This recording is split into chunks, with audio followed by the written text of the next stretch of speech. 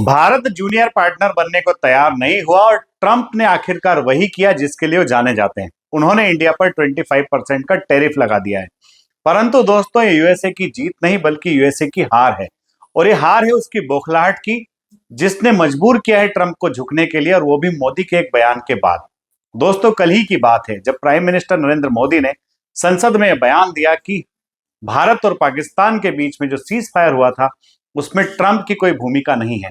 इस बीच मैंने ट्रंप से सिर्फ 2 ही बार बात की है, पर इन विषयों पर कोई बातचीत नहीं हुई। दोस्तों, शुरुआत तो यहां से हुई थी कि ट्रंप चाहते नहीं, सिर्फ बता रहे थे कि वो इंडिया को साथ में लेकर के चलेंगे, इंडिया के साथ एक बड़ी अच्छी डील होगी। पर ट्रंप एक बुली है, और बुली जो है वो अंदर से बहुत कायर होता है। पहले वो बाहर से अपने को डराने की कोशिश करता है, और जब डरने वाला उससे डरता नहीं है तो भाग जाता है। ट्रंप ने पहले कुछ और डेडलाइन दी थी, और अभी डेडलाइन जो थी वो 1 अगस्त थी। दोस्तों, इस 1 अगस्त की डेडलाइन के 2 दिन पहले ही इंडिया पर 25% टैरिफ का ऐलान करना, ये ट्रंप के हथियार डालने को दर्शाता है। ट्रंप चाहते थे कि वो अपने जेनेटिकली मॉडिफाइड क्रॉप्स और डेयरी प्रोडक्ट्स को इंडिया में डंप करे। ट्रंप ये सब इसलिए चाहते थे क्योंकि चाइना ने यूएसए से उनके एग्रीकल्चर प्रोडक्ट्स को खरीदना बंद कर दिया था। अब यूएसए अपने एग्रीकल्चर प्रोडक्ट्स को कहीं बेच नहीं पा रहा है। चाइना के बाद सबसे बड़ा मार्केट यूएसए को इंडिया ही लग रहा था, और ऐसा लग रहा था कि इंडिया को डराएंगे तो शायद इंडिया डर जाएगा, परंतु इंडिया ने वैसा नहीं किया। दोस्तों, G7 समिट के बाद में एक बड़ा बयान भी कई सारे बयान भी बार बार आए, जिसमें कहा गया कि चाइना और इंडिया रशिया से तेल लेना बंद करे।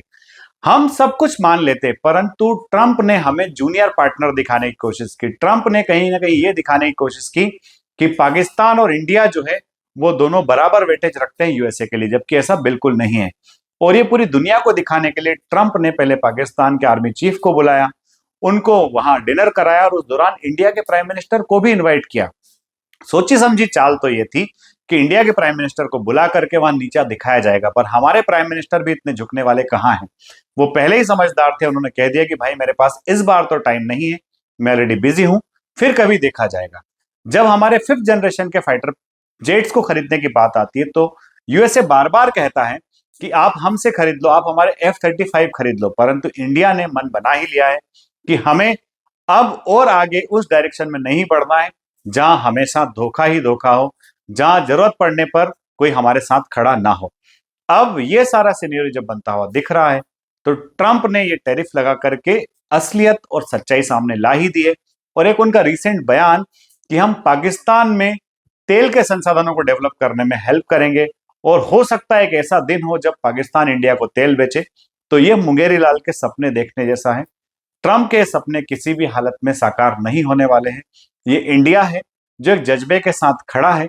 ये वैसे ही 1000 साल पुरानी संस्कृति नहीं है जो जो बार बार लड़ करके उठ करके खड़ी हुई है। और ये निगोशिएशन की अपनी ताकत हमारी सरकार ने दिखा दी, और इसके अंदर एक बहुत बड़ा रोल हमारे जो है इंडस्ट्री मिनिस्टर पीयूष गोयल का भी रहा है, जिन्होंने जब उनसे पूछा गया कि जो ट्रेड डील की डेडलाइन है वो बड़ी पास आ रही है, और ये डेडलाइन पास आ रही है और अभी तक आपकी ट्रेड डील फाइनल नहीं हुई है, तो पीयूष गोयल साहब ने उस समय इशारा कर दिया था कि हम डील जो है वो नेशनल इंटरेस्ट में करते हैं, डेडलाइन के हिसाब से नहीं करते हैं। अगर वीडियो अच्छा लगा है तो इसको लाइक शेयर सब्सक्राइब करना ना भूलें। अगले वीडियो में फिर मिलते हैं। जय हिंद, जय भारत, इंकलाब जिंदाबाद, भारत माता की जय।